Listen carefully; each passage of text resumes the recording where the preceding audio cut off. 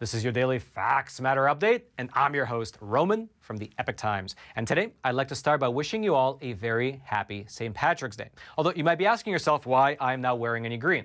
And the answer to that is quite simple. Because I'm in front of a green screen, well, any piece of green clothing that I would have on me would just disappear into the background.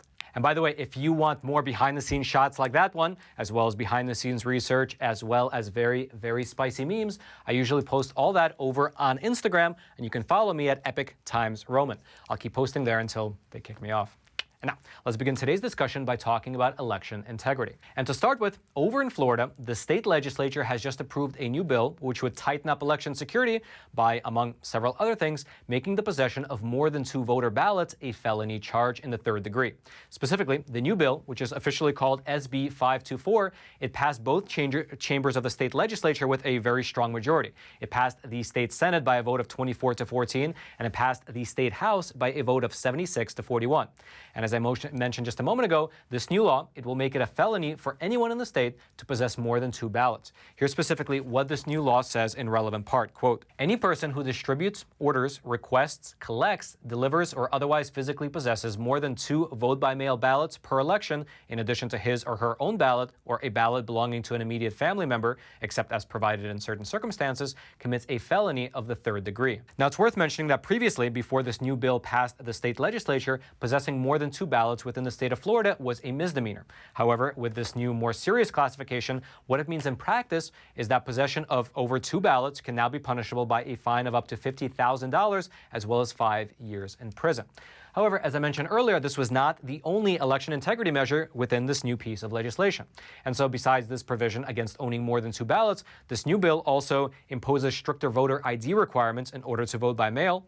It will outlaw the use of private funds for election-related expenses. And so, for instance, under this new law, you won't have a situation where Mark Zuckerberg can donate $500 million in order to help out with the elections in Florida. The new bill will also outlaw the use of unmanned drop boxes within the state of Florida. It also establishes a new timeline for election supervisors to clean up the voter rolls and get rid of ineligible voters. And then lastly, the bill establishes something that's called the Office of Election Crimes and Security. And this office, it's actually the first of its kind in the entire nation. It's essentially a police force within the state of Florida, which is dedicated specifically to investigating election-related criminal activity. Here's, in fact, how this bill describes this new election crimes unit. Quote, the Office of Election Crimes and Security is created within the Department of State. The purpose of the office is to aid the Secretary of State in completion of his or her duties by receiving and reviewing notices and reports generated by government officials or any other person regarding alleged occurrences of election law violations or election irregularities in the state, as well as by initiating independent inquiries and conducting preliminary investigations into allegations of election law violations or election irregularities in the state. Meaning that this new office can not only initiate their own investigations of their own accord, but also anyone throughout the entire state of Florida, they can come to this elections unit and report any type of election misconduct, and they can investigate that as well. And once created, this office will be the largest of its kind in the entire nation. In fact, when Ron DeSantis first announced this initiative back in November, he laid out a plan to hire 25 law enforcement officers, as well as investigators, in order to staff this new election crimes unit.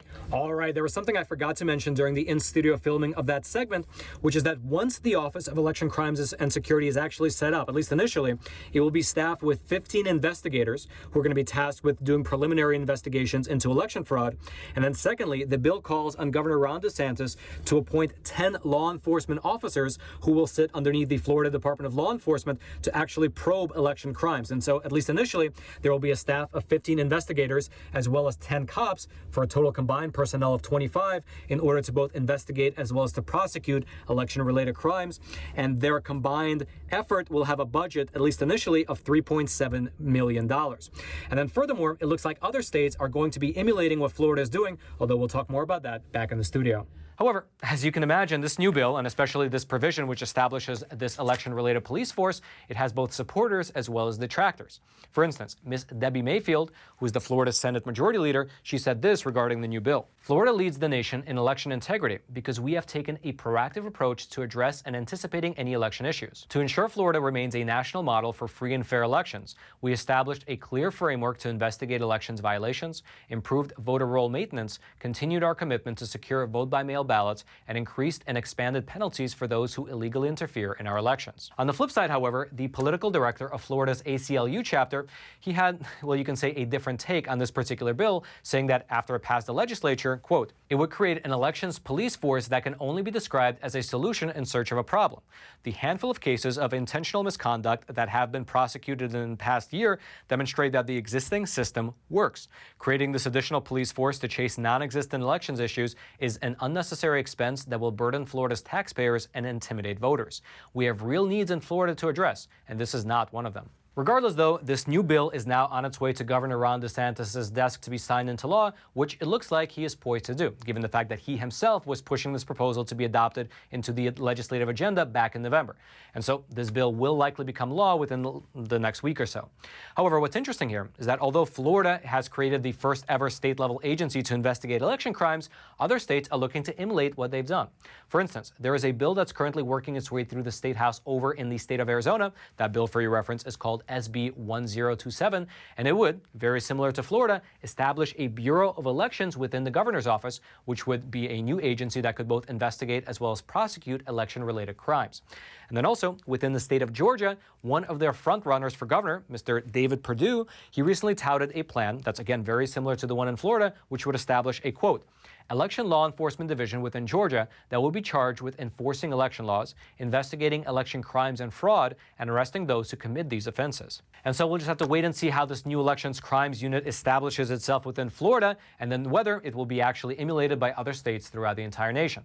And the reason that all this is so important is that, for one, we of course have the midterm elections coming up very soon, but also, after what happened in the year 2020, there have been really two trains of thought regarding elections that have been playing themselves out in the country. And so, on the one hand, you have states that have, over the past 2 years, tightened up their election security by enforcing things like voter ID laws and eliminating drop boxes. Those states, typically Republican-controlled states, they have largely stated that election security is their main concern, and so their actions work to make the ballot box as secure as possible. On the flip side, however, you have Democrat-controlled areas that have gone in the exact opposite direction, and they have worked to make voting as easy as possible, because according to their statements, they wish to have as many people participate in the democratic process as humanly possible. And so you have states like California, which have made mail-in voting permanent, and you have even cities like New York, which now allow almost everyone, including even non-citizens, to vote in the New York City elections. These are the two competing schools of thought regarding elections, and frankly, how this debate plays itself out will very obviously have reverberations for the future of this country, at least in terms of who's leading it. If you'd like to read more about either this new elections unit or about the rest of the election integrity bill that just passed the Florida legislature, I'll throw all that into the description box below this video for you to check out, and all I ask in return is that you take a super quick second to vote with your finger and smash that like button for the YouTube algorithm. That's right. Our sponsor for today's episode is a phenomenal organization that not only advocates for conservative values, but also provides awesome membership benefits to over 2 million people across the entire country. I am, of course, talking about AMAC, or the Association for Mature American Citizens. Now, they are quite literally one of the fastest growing conservative organizations in all of America, especially for those aged 50 and up. Although, frankly, you don't have to be over the age of 50 to join. You can be any age. And if you do join AMAC, you will get phenomenal benefits, such as money-saving benefits, access to cutting-edge news, and in fact, they will actually send you a bi-monthly magazine directly to your mailbox, which is quite honestly awesome. I love AMAC's magazine. However, besides all the money-saving benefits, a lot of people said that they joined AMAC because of the fact that they fight on Capitol Hill for conservative values. Here's in fact what they wrote. As a socialist storm is brewing, if you care about the future of America, like the 2 million members of AMAC, then you should join as well. And you can do so over at amac.us/factsmatter. That's amac.us/factsmatter. Go on there, join the organization. It doesn't cost that much. However, the membership benefits are great, and the cause is even greater. Again, that's amac.us/factsmatter. And now let's head back to the studio. Let's switch gears just a little bit. As you're likely aware, critical race theory and other subversive ideologies are being pushed more and more within the American classroom. However, there is a children's book series which aims to counteract this movement by instead spreading American traditional values. And so, while I was down in Florida about a week ago, I took the unique opportunity to sit down and speak with Bethany Mandel, who is both the editor as well as a board member for Heroes of Liberty, and we discussed not only the dangers of pushing woke ideologies within children's books, but also, on the flip side, the great benefits of using traditional American stories to teach children positive values. Take a listen. So I am the editor of Heroes of Liberty. It's a new children's book series. We just came out in November. And every month we're releasing a new book for children between the ages of like 7 and 12 about people that they should become familiar with, like Thomas Sowell, Ronald Reagan, Amy Coney Barrett. Those were our first 3 books. And then every month after that, we are releasing a new book. So our January book, or if maybe it was February, was John Wayne. And then March will be Alexander Hamilton. And coming up will be Margaret Thatcher, Rush Limbaugh, Winston Churchill, Douglas MacArthur. The gang's all here. Why do you think it's important? Why are you working on this? Why do you think that children should know these stories? Yeah, absolutely. So I think that children learn best through storytelling and through forming relationships with individual characters instead of sort of an overarching story. Like this was what happened during the First World War or the Second World War. But when they form an attachment to Winston Churchill and they come to understand Winston and form that bond with him, it's much easier to sort of understand the history of the entire events that he was participating in because they have that attachment. And so we decided, kids learn best through stories, and they don't like to be preached to. They don't like to be sort of pandered to. We just want to tell good stories with amazing illustrations. And so we decided to pour a lot of money into the illustrations so that kids could learn these stories and really be captivated. So while our audience is between like 7 and 12, I have a 4-year-old who loves the illustrations, and my 2-year-old loves John Wayne because she loves the pictures. Yeah, actually, that's one of the things I noticed right away as soon as I was flipping through the book. I told you yesterday as soon as I saw it, which is that the illustrations are so traditional. Yeah. Whereas a lot of the newer modern children's books, it's pretty much modern art inside of the triangular noses, it is essentially an aspect of modern art. Modern art. Can you explain why you think it's so important to have that sort of more traditional art in the books? Yeah, absolutely. So I think that modern children's literature in so many different ways, and you totally pinpointed it with the art, but also with the subject matter, a lot of it is very woke, a lot of it's very politicized. It's adults telling children what they should like. And I'm a mom of 5. I'm a connoisseur of children's books by nature. I homeschool my 5 children. Kids are drawn to good art that looks realistic. And so our Amy Coney Barrett book, it has a soft feel because it's sort of about her motherhood. And so we decided to go with watercolor instead of this sort of cartoon sketches were a little bit more of the Thomas Sowell feel, but we wanted art that would draw the kids in, that felt reminiscent of the stories that we were telling. Wow. So what has the reception been? Because I can imagine that the children's books are getting more and more, not only more and more woke, but there's more and more realization with the general population that they are getting more woke, right? Mm-hmm. You have all these titles. Anti-Racist, right? Baby, Right. Call Me Max, a book for kindergarten children about a transgender child named Max. If you walk into a Barnes & Noble and just look at the children's bookshelves, even if you don't have children, you will be shocked to see what you see. There were 27 biographies of Ruth Bader Ginsburg on the shelves. Not a single biography of Amy Coney Barrett, which is why we decided to do that. But the people that they choose to highlight, like there's a million Kamala Harris biographies as well. The people that they choose to highlight, but also the stories that they're choosing to tell, all have a very political bent. And so before we started Heroes of Liberty, we decided, like us as a family, we're only buying used books that were written before like 1970 or so. And that's for a reason. All of the homeschool curriculums that we follow, they use classic books, Aesop's Fables. The list really goes on because when you sacrifice your storytelling for a political narrative, you're sacrificing some of the quality. And so, they're just not good books that are written nowadays. And so we decided we want to tell good stories without the agenda. And that's what we've done. Yeah. It almost seems like what you were saying, when you're looking for books written before a certain date. Yeah. Because they have those certain level of standard of moral values. Mm-hmm. But you're taking those same ideas, same values, and you're just bringing it to a modern concept. Like Amy Coney Barrett, of course, was not, maybe she was alive in the 1970s, but she wasn't who she was.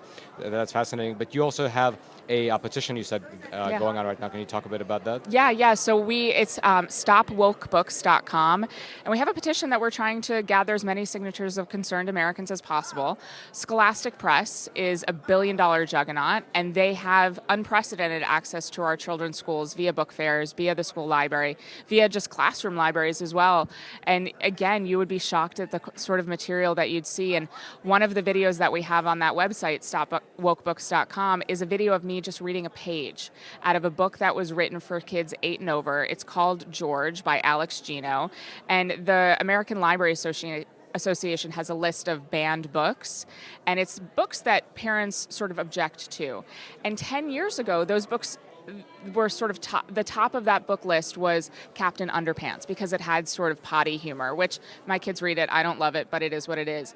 In the last 10 years, there's been a real shift in the content that they're pushing on kids. It's not just silly potty humor that we saw in 2013. Now we're seeing George is the top of that list, and it's there for a reason. Parents are objecting to that book for a reason. It's because it promotes transgender ideology. It promotes the idea that children should go to their parents and request hormones and surgeries and puberty blockers.